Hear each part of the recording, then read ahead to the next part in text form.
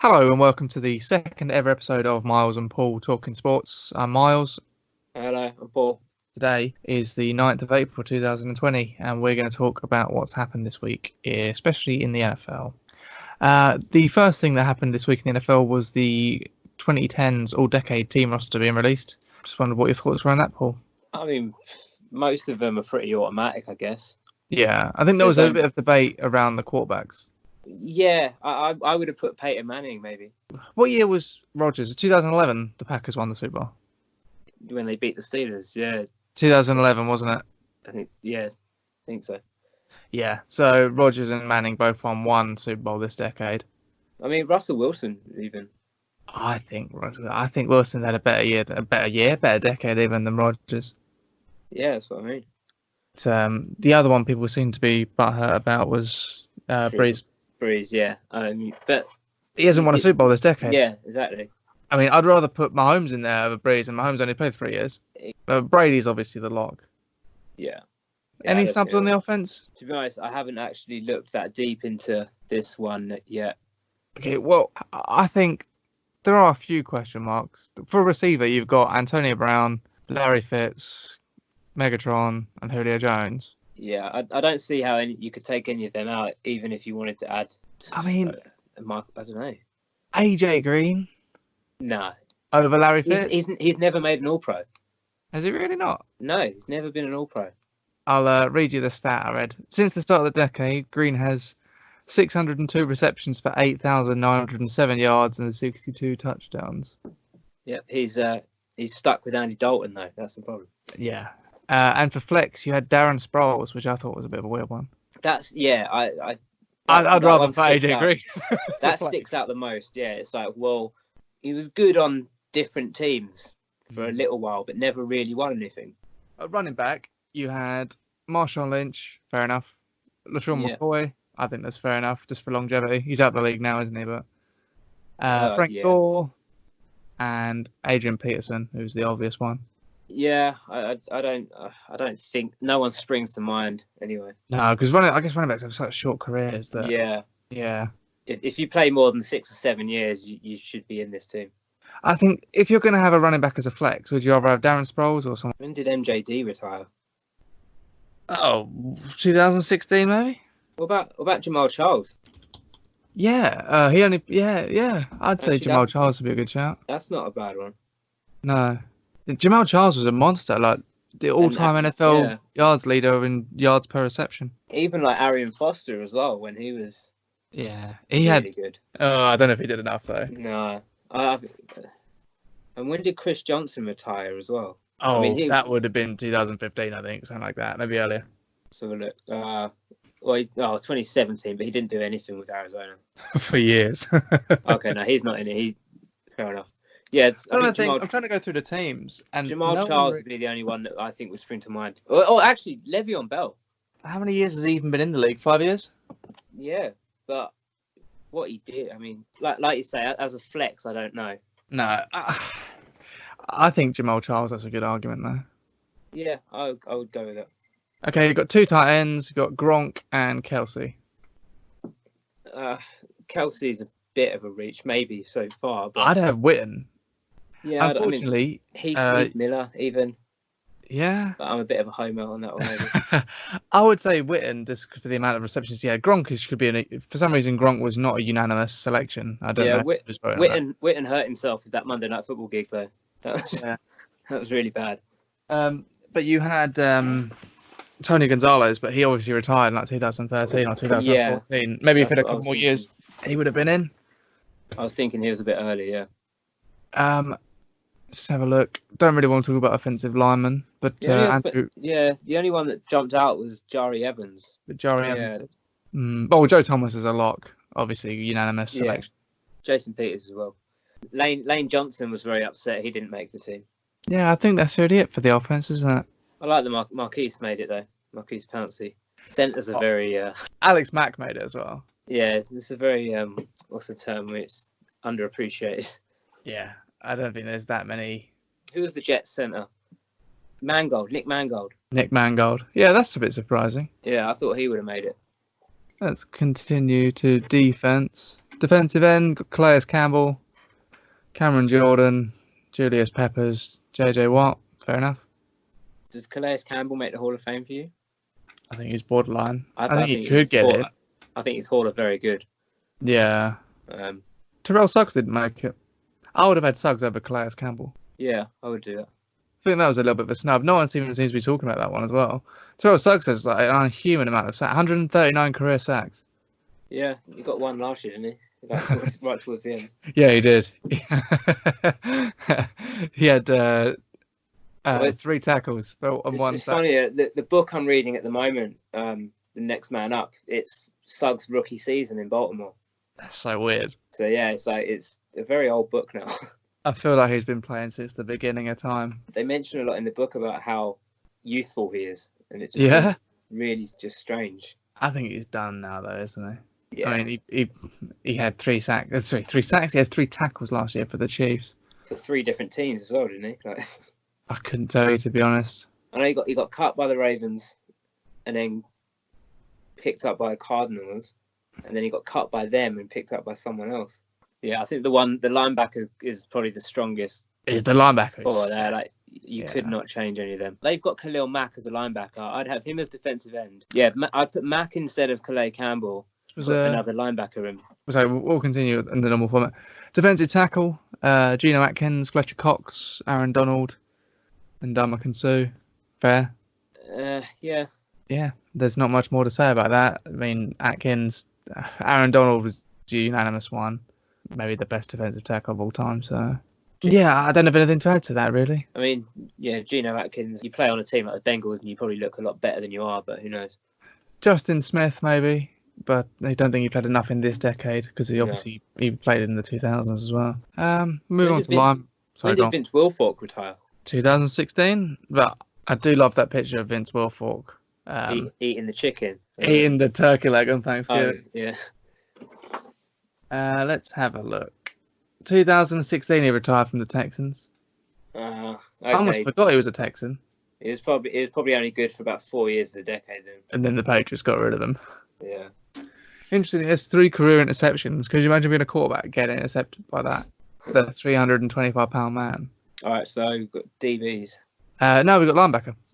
Oh, sorry, we're still on there. Right. Yeah, you got Chandler Jones. Yeah. I think that's a question of one. Luke Kuechly, no question. Khalil Mack, no question. Von Miller is a unanimous decision. Well, like I said, Khalil Mack I would have as defensive end. He's not a linebacker. No, he's not a linebacker. But yeah. Von Miller, fair enough. Bobby Wagner, Patrick Willis. Yeah. I think Bowman could have made that list. I don't know who instead of, but yeah. I think for a lot of the 2000s, Bowman was a better player than Willis, but it's weird that there's no Steelers on there. Would you put any Steelers on there? No, I don't think so. The only one I think is maybe James Harrison, but that was a bit late. We can move on to DB now. We got at cornerback Patrick Peterson, Darrell Revis, and Richard Sherman. Yeah, I'd go with them. The only knock against Peterson though is obviously he's a convicted drugs cheat. Oh, you missed what, 4 games? I think he took a plea and he got 6 games in the end, but he didn't know how long he was cheating for.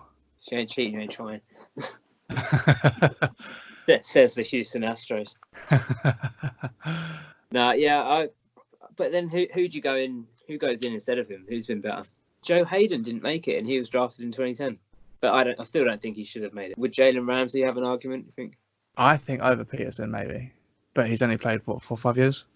I mean, I don't think you can't take Revis out, and I don't think you can take Sherman out either. Maybe we could put Talib in there. Yeah, okay, that's fair enough. So Eric Berry, Earl Thomas. How was Earl Thomas not a unanimous decision? Oh, he's in there.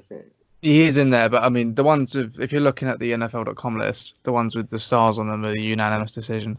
Oh yeah. Eric Weddle made it as well. I like Eric Weddle, but I do the next 2 because I don't quite understand the last one. Chris Harris Jr. I can see that. Chris Harris is fine. Yeah, Tyrann Mathieu is a big question, I think, especially when you got players I don't get that one at all. No, you got players like Talib. At the beginning of the decade, you got like Nnamdi Asomugha. Yeah. Oh, he was amazing. Until he came to the Niners and he was terrible. Well, he was terrible when he left Oakland, to be honest. Yeah. There's certainly a lot more on defense where you think that's a bit questionable. Yeah, Malcolm Jenkins, I think, would be an interesting one. Yeah, I would have put him in there as a DB. Tyrann Mathieu, I don't understand what he's done. When he was drafted, he was good, and then he was terrible for multiple years. Got a change of scenery and was back to good again, but he's been great in KC, but yeah, exactly. But before that, he had some rough seasons. Yeah, I'm excited to hear that Eric Berry might come back though. I think he took the year off to try and get healthy. It's a good story as well. Yeah, it was always a favourite player of mine when he was in the league. What about Cam Chancellor? I don't know. Not for me. It's so weird to say that if you look at the Seahawks defense from the middle and the early part of this decade, they had Richard Sherman, Earl Thomas, and Bobby Wagner. Yeah. And even players that who else didn't make it? Michael Bennett. Yeah, I can see that. But yeah. But they had some great players, and they only won one Super Bowl. Well, they were very close to two. But they've got good coaching as well. If they ran the ball, they would have two. If the Niners ran the ball, we'd have two as well. Well, Harrison Smith as well, I think maybe a bit under the radar. Yeah, I think he's played long enough to be considered. But they haven't won anything. No, they've not even really been that close as well, have they? NFC Championship game 1 year. Malcolm Jenkins has got 2 Super Bowls. Malcolm Jenkins, I think Malcolm Jenkins should have made it. I wouldn't be mad if he did. No, but I wouldn't be that mad if he didn't as well. On the precipice. I think again the Hall are very good. Obviously, the borderline to be a lock in this team is a Hall of Famer. Yeah. You look through it, and there's not that many people that won't make the Hall of Fame. We'll touch very briefly on the specialists. I mean, I don't really want to debate what punters should have made it. I don't know. I'm still a bit confused at the Tyreek Hill one. I looked at some commentary on this, and they've just shoehorned him in. Since 2010, he's only the 25th ranked player in terms of number and yardage from punt returns. Yeah. And Devin Hester is number 1 in both of those categories, but they only list Devin Hester as a kick returner. Yeah, and he's not got a star either. No, how is the greatest kick returner ever? I know. And the greatest punt returner ever? And Cordarrelle Patterson as well. Where does he rank on that? I think he's up there. As a kick returner, I understand how he's made the team. Because, I mean, technically, kickoffs are really boring in that there's a great Super Bowl Nation video on how the punt return is interesting, but the kickoff return is pretty much automatic now because kickoff coverage is so good. And I think there was only something like 3 or 4 kickoffs that were returned for touchdowns since the year 2000, and 2 of them were Cordarrelle Patterson. He was a first-round pick, He was, yeah. They traded up. He looks so good, his rookie. They traded up to get him. Can you guess what team he's on now? Raiders, isn't he? No. Patriots. You're getting closer. 2017 he was on the Raiders. 2018 he was on the Patriots. Oh, so who's he signed for last year? He started. Well, he didn't. Oh, wait. The Bears? Yeah. Yeah, okay. Yeah, good guess. Yeah. He had 103 rushing yards on 17 attempts for the Bears, which is actually 6.1 yards a carry, isn't actually, that you're right, yeah. Yeah. He's 8 years into the league now. So do you remember in that draft, the Vikings took 3 players in the first round that year? Did they really? Do you remember who they were? 2013 draft. One of them just left the Vikings, and one of them hasn't been in the league for a long time. Xavier Wright. Was he 2013? Yeah, and then they also took Sharif Floyd, defensive tackle. I remember that. He was their first pick as well, wasn't he? Yeah. What a draft. Yeah. I mean, they hit on roads, I guess, except for last year. Let's have a look. 2013 NFL draft. God, I remember watching this draft like it was yesterday. Yeah. The tackles went back to back, first and second overall to the Chiefs and the Jags. Yeah. Fisher and Joe. Dion Jordan. Dion Jordan's out the league now, isn't he? Last I saw he was at the Seahawks, wasn't he? Yeah. I thought he was with the Raiders last year, but he's a free agent now. Oh, okay. Did he do anything with the Raiders last year? Who knows? Who cares? Ziggy Ansah, who's not his actual age. Yeah. He's a free agent this year as well, doesn't he? Yeah. Still a free agent. There's no way that man's 30. Hey? There's no way he's 30. No, he's 38, 39. Yeah, exactly. 5th overall, wasn't he? Exactly, 5th overall. No. Well, Kevius Mingo was the 6th overall pick. Oh, he was a bust. He was a bust. There's so many busts. I think they traded him away a year later. Jonathan Cooper for the Cardinals, another bust at 7. Tavon Austin at 8. The Rams traded up for him, didn't they? Yeah. Amazing. Yeah, that's terrible. Who's he with now? I don't think he's in the league now, to be honest. He is, I think. He's Cowboy. He's a Cowboy. No, he was maybe last year, but he's a free agent Okay. now. Oh, So, I mean, I guess there's a lot of free agents at the moment because we're still in the off-season. But Xavier Rose, 25th. Who did we say? Who else did we say there was? Cordero Patterson. Yeah, Sharif Floyd was 23rd and Cordero Patterson was 29th. Yeah, they traded back into the first round to get Cordero. Juice in the 4th. Oh, you mean Micah?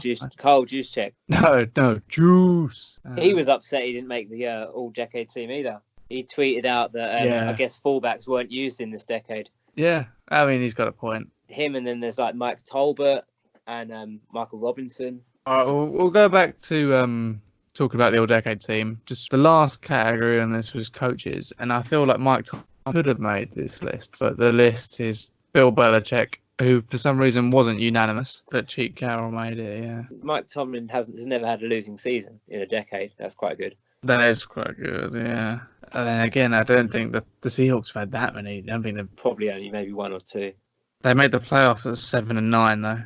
So Yeah. even when they didn't win, they still made the playoffs. I mean, the Saints never won one this decade, so you can't really put Sean Payton. Plus, they had Bounty Gate. Who else was there? Mike McCarthy. I'm not a big Mike McCarthy fan, to be honest. No. Sean McVay Sean McVay. for the last 2 years. The love has gone off that guy hugely. Oh no, he's fallen. For the most part, the All Decades team was pretty well done. There seemed to be some players, Tariq Hill and Tyrann Mathieu, that just got shoehorned in for no reason. Just because they're current, yeah. Yeah, exactly. I think there's definitely a bit of recency bias. Do you want to move on then? Do you want to talk about the new uniforms that came out? Yeah. We do. I mean, the Tampa Bay one first. Let me just get it up because I actually really like it. Annoyingly, when you Google Bucks unis, it comes up as the University of Buckinghamshire. I like their alternate. I like all of them. I think they're all good. They went back to what I was saying, like the I think I said it in the last podcast about the Super Bowl team. Yeah. And the early 2000s. 2001 was it? Yeah, it just looks good. I think it just looks so much better. As for the Falcons, I think what they've done here is they've thought about that Super Bowl where they were 28-3 up, and that's exactly what they've done with their uniforms. No. They're terrible, man. They look like a high school team. I only like the of the Buccaneers. The best thing about it was they got rid of those horrible numbers. The alarm clock numbers were terrible. And the helmets as well. But the all pewter alternative with the pewter helmet, that looks good. I think all the Bucks jerseys look good now. They look way better anyway. I'm more inclined to watch Bucks games now. But Falcons, they're absolutely terrible. I like the Falcons. I think they're black awful. Ones. They look All like black. a budget high school team. Well, not even Falcons, budget. all black. They look like a very rich high school team. Looks like late 80s, early 90s Atlanta Falcons when they had no hope, but they had Deion late Sanders. 80s. What with them numbers? No, I mean in terms of the black, that's what I think of when I think of black Falcons jerseys. The throwback is good. It's perfect. Yeah, That's the actually black. good. I like that. Yeah, but that's not their home jersey. No, that's what I'm saying. I like the black. Oh yeah. But the black with the white pants, the throwback, not the black with ATL across the front. No. I like the white though. Fun enough, but the red, I'm not. The white's the least offensive one of them all. Just because it kind of looks like a college team. But it looks very Arena League football. Yeah, I think it's complete garbage. I don't like them at all. But hey, I like the classics. So who else is there still to release? I believe the Rams are going to get new ones. I mean, they can't mess up the unis any more than they messed up their logo. Oh well, I bet they will. That logo is horrible. I think the Browns are due to release one as well. I mean, they're still going to be an absolute laughing stock. No, but I mean, I loved the Browns unis before they changed them when they were actually brown with the orange stripes. They were nice, clean looking unis. The ones they've got now are just disgusting. I'm just not a fan. But I think like the way that Nike is designing these teams now, like they've done with the Jets last year, they're just horrible. Like they're not in keeping with football tradition whatsoever. They're trying to look like high school and college teams, and I don't like it. In 5 years, New York will be back. They'll be changing their unis again, And in 5 years, the Falcons will be changing again as well. Do you think, in your personal opinion, the Falcons are now the worst jerseys in the league? No, the Jets are still worse. The Jets are terrible, thank you. Yeah, Jets are still worse. And then the Panthers are close as well, and the Bengals. Let's just do a uniform ranking next week. Yeah, okay, that's done. 1 to 32 uniform ranking. All right, then shall we move on? What else is it we were going to talk about? Oh yeah, there's been a bit of speculation this week. Do you mind if we pause or just go grab a drink? Yeah, I'll do the same. Make a crow noise when you're back. Like what? A crow noise when you're back. All right, yeah. Yeah, back. All right, you ready to continue? Yeah. So the rumours are this week that the Dolphins want to trade up to number 1 to take Joe Burrow. Okay. Obviously, it's going to cost a lot, but Miami have 3 first-round picks this year. Depends. I mean, what? So you think they want Burrow? That's what the rumour is, that they want to trade up to 1 to get Burrow. I think they'd be better off just waiting for Herbert. I think Burrow has more bust potential than Herbert, in my opinion. He's had 1 good year of production. Based on that year of production, he deserves to go number 1.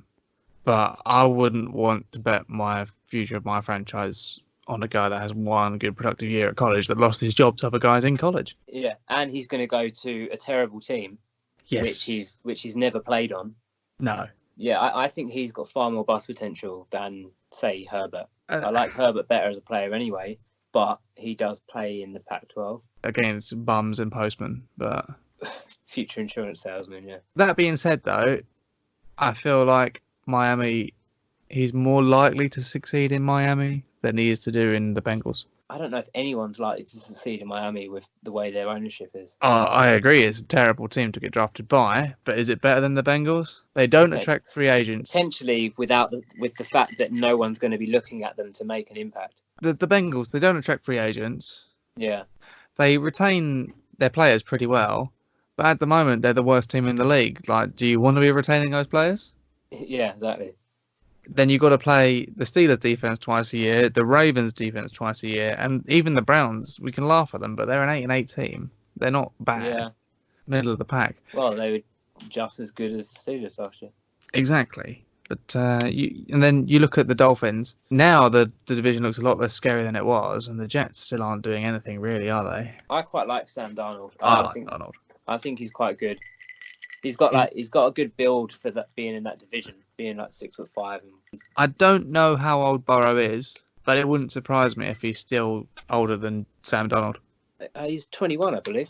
I think Sam Darnold's 21 as well. Yeah, he was very young when he came up. He was 19 when he got drafted. Oof. Yeah, let's have a look. So, Joe Burrow was born on the 10th of December 1996. He's 23. Oh, he's born 6 years and 1 day after me. So 10th of December 96, Sam Darnold. 5th of June 97. He's 6 months younger than Joe Burrow, Sam Darnold. I really like Sam Darnold. Yeah, I hope he actually comes good. So he missed a lot of time last year with the mumps. Was it mumps? It's like glandular fever. Glandular fever, that was it. Yeah, I've had that. It's nasty. Yeah, I don't see the Jets going anywhere having Gase as the head coach. I think they have to get rid of him if they're going to actually go anywhere. Just when you Google Sam Darnold, when it comes up on that section on Google, the questions people ask, the first question is, who is the youngest quarterback in the NFL? The second question is, how many interceptions did Sam Darnold throw tonight? But it's a story from October where he threw 4 picks against the Patriots and said he was seeing ghosts. Oh, yeah, I remember that one. Unfortunately, when you Google Sam Darnold, also it brings up the terrible New York Jets uniforms. What was wrong with their old ones? They were so nice. I wasn't the biggest fan of their old ones anyway, but they were better than this. I love the mean green jerseys, man. I thought they were really good. Their green jerseys were good. When they wore white with the green pants, I didn't like. No, but they could wear all white. Yeah. And they were really good. We always had the all-decade team. What do you think, not just as a Steelers fan, but as a fan of the NFL in general, was the most iconic moment of the whole decade? Oh, I'd have to do that. I think maybe 3. I can think of 2, but go ahead with your 3. It has to be the Malcolm Butler interception in the Super Bowl. That wasn't one I was thinking of, but yeah, that could be there. I think that is like, because how many memes has there been about he should have ran the ball? Like, yeah. Oh, yeah. It's completely still changed. now. exactly. And then I think maybe even like the pass interference call against the Saints. The one that didn't get called. Yeah, Yeah. like that was. I think this is quite recent though. Yeah, thinking about this off the top of my head, I'm probably not going to get it right. But go on, what were you thinking? Okay. I said my three would be, in no particular order, the David Towery helmet catch. Which was what, 2012? 2012, yeah. Yeah. The Giants beat the Niners in the NFC Championship game, then did that to the Patriots. The Odell Beckham Jr. catch. Okay. And the Bart fumble. Yeah. The Bart fumble was probably number one as well. I think I'd have to have a think properly back about it. But on the spot, those are the only two I could think of. Oh, Beastquake. What was that, 2013? 2011, I think. Jeez. I mean, there was iconic things that happened, but in terms of just like one moment. Yeah. Now, I think maybe for me, the number one moment of the decade was the Bart fumble. I think Malcolm Butler interception. Yeah, I suppose it was a bigger moment, but then again, the Jets haven't really been in any big moments. But... Well, that one was like weird because I didn't actually watch that live. I did.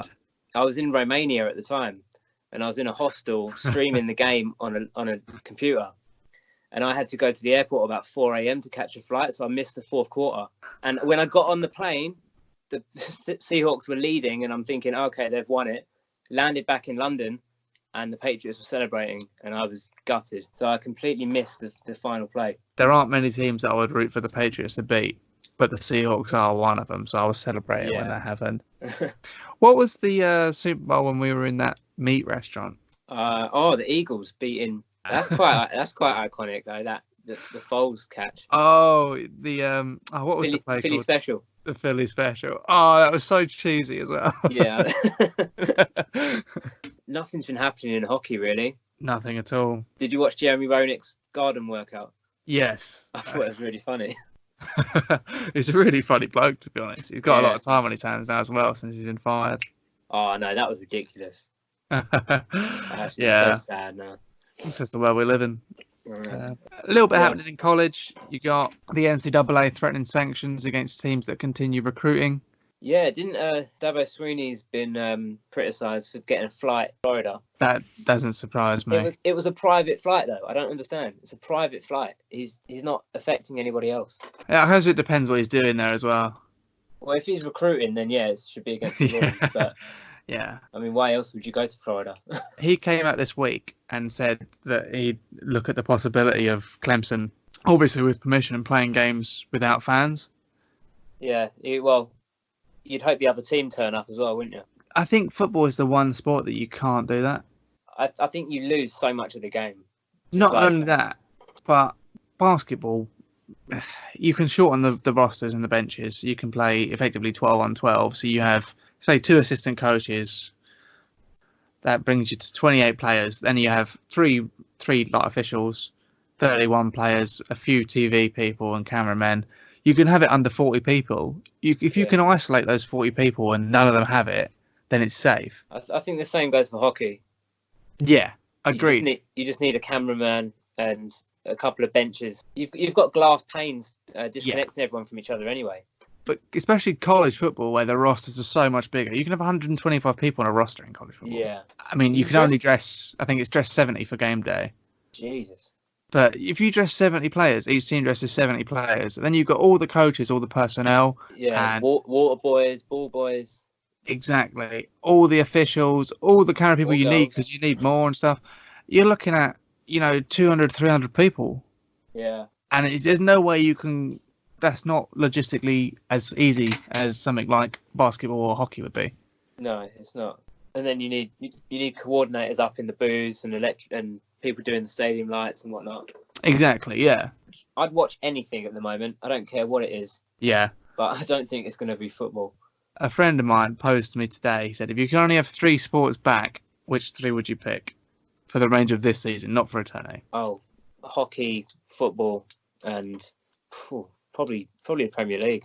I said hockey and football. I actually said college football, but football in general. So hockey... Well, I thought you'd want Formula 1 back. Yeah, football and Formula 1. They were my 3. All right. I really did think about baseball, though, just because there will be so little else on, and baseball is on every single day. Yeah. I don't watch an awful lot of baseball, but if it was on, I would. Yeah, if it was the only thing on, you would. Yeah. At the moment, I'm reading this book, Fourth and Long, The Fight for the Soul of College Football. Yeah. It's pretty good. It's a look at Northwestern, Michigan, Ohio State, and Penn State in the 2009 season, just after Penn State got the NCAA sanctions for Jerry Sandusky touching wieners. But Oh, yeah. so that's a pretty interesting look on the side of that. Weirdly enough, obviously, Jerry Sandusky got convicted of that. Joe Paterno, who had been at Penn State head coach for years but knew about all the pedoing, he got sacked and then he died because he was ancient.